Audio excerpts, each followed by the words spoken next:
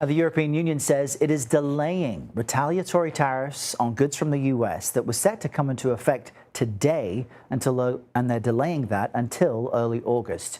The move comes after President Trump threatened to impose 30% tariffs on the 27-nation trading bloc and Mexico starting from August 1st. And that leaves fewer than 3 weeks to get the trade deals ironed out. CBS News foreign correspondent Ramy Inocencio joins us from our London bureau with more on this. Good morning to you, Ramy. How realistic is it that the U.S. and the EU will even have a trade deal by August? As we mentioned, that's just a couple of weeks away. Oh, gosh. Realism. Really, who knows, Errol? Trump doesn't know for sure. The EU doesn't know. And really, if you look back through April, the past couple of months, Trump has been really all over the map with tariffs against the EU.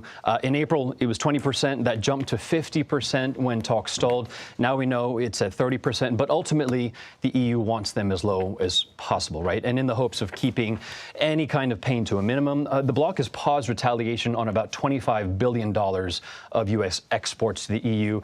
Targets, we understand, have included, at least in the past, things like American corn, wheat, motorcycles, think Harleys, clothes. Here's the president of the European Commission talking about carrots, but also about sticks.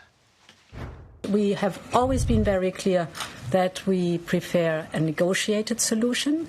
This remains the case, and we will use the time that we have now till the 1st of August.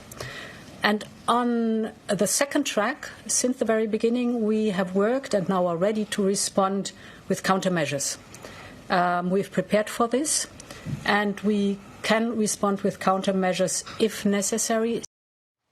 Yeah, and those countermeasures include what she calls a second track that could hit even bigger sectors of American exports to the EU. One is transport. The U.S. rather, has sent tens of billions of dollars, for example, in Boeing airplanes, Boeing parts each and every year, something like $20–30 billion each year.